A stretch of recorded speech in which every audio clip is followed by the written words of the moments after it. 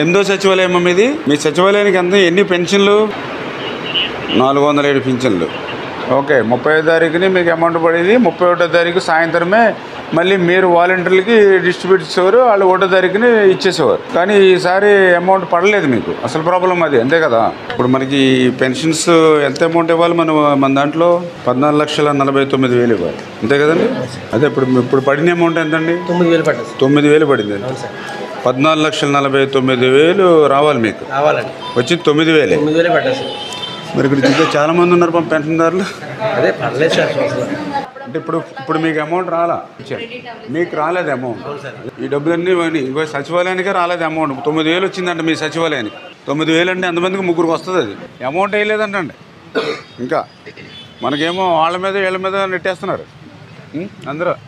ఇదిగో మా సాక్షి ఛానల్ వారు, ఆయన సాక్షి ఛానల్, సాక్షి పత్రిక ఇప్పుడు ఏదో వాలంటీర్లను ఆపేశారు, తెలుగుదేశం పార్టీ వాళ్ళని ఆపేశారు అని వాళ్ళ పత్రికలోనే వాళ్ళ ఛానల్ని వేస్తూ ఉంటారు, సాక్షి ఛానల్ వారు.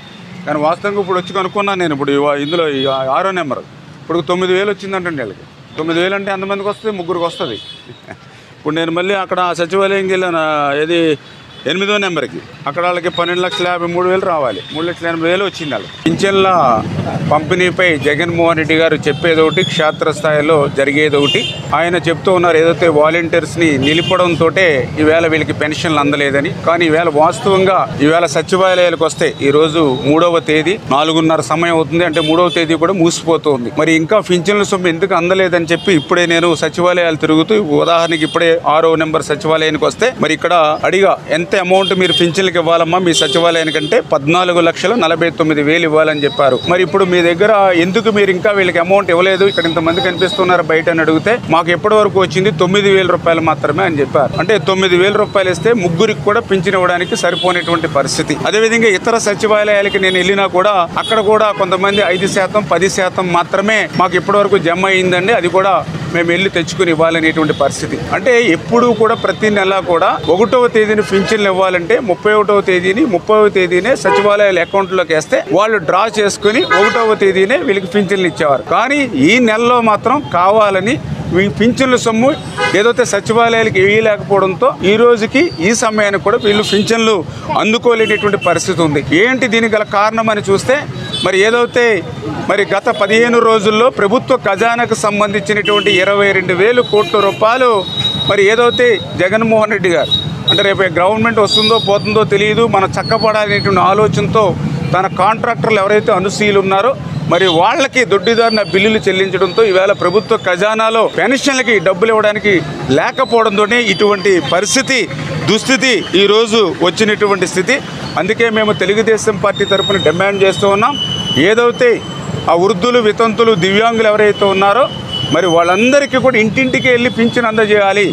ఏదైతే ఎలక్షన్ నిమిత్తం ఈ 2 నెలలు ఎలక్షన్ కమిషన్ వాలంటీర్లు దూరంగా పెట్టమన్నా ఈవేళ సచివాలయంలో ఈవేళ 400 పింఛన్లు ఉన్నాయని చెప్పారు. మరి ఇందులో 10 మంది సిబ్బంది ఉన్నారు. ఒక్కొక్క సిబ్బంది 40 పింఛన్లు తప్పున ఇస్తే 10, 40, 400, 40 పింఛన్లు ఒక సిబ్బంది అంటే ఖచ్చితంగా 2 రోజుల్లోనే ఇంటింటికి పట్టుకెళ్ళవచ్చు.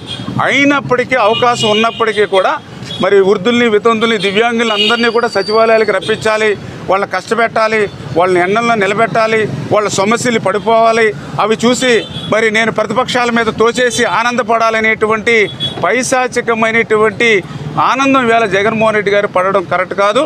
ఇమ్మీడియట్లీ ఆ యొక్క సిబ్బంది ద్వారా ఇంటింటికి వాళ్ళు పింఛన్ అందజేయాలని చెప్పేసి డిమాండ్ చేస్తూ ఉన్నాం. వాళ్ళ తరపున మేము పోరాడడానికి సిద్ధంగా మేము ఉన్నామని చెప్పి మీ ద్వారా తెలియజేసుకుంటూ మేము కూడా అందరికీ కూడా ఒక భరోసా కూడా ఇస్తూ ఉన్నాం. ఎవరైతే పింఛన్దారులకి ఏదైతే రేపు మే 13వ తేదీన ఎన్నికలు జరుగుతూ ఉన్నాయి, జూన్ 4వ తేదీన కౌంటింగ్ జరుగుతుంది. జూన్ మరి మొదటి వారంలోనే చంద్రబాబు నాయుడు గారు ముఖ్యమంత్రిగా ప్రమాణ స్వీకారం చేయబోతూ ఉన్నారు. ఖచ్చితంగా జూలై 1వ తేదీ నుంచి పెంచినటువంటి పింఛను అంటే ఏదైతే వృద్ధులు, వితంతులు ఎవరైతే ఉన్నారో వాళ్ళకి 4,000 రూపాయలు పింఛను, అదేవిధంగా ఏదైతే దివ్యాంగులు ఎవరైతే ఉన్నారో పెంచిన పింఛను 5,000 రూపాయలు వాళ్ళ ఇంటికి తీసుకెళ్ళి ఇచ్చేటువంటి బాధ్యత తెలుగుదేశం పార్టీ, బీజేపీ, జనసేన తీసుకుంటామని ఆ యొక్క అవ్వమ్మలకు, తాతమ్మలకు అందరికి కూడా ధైర్యం చెప్తాం.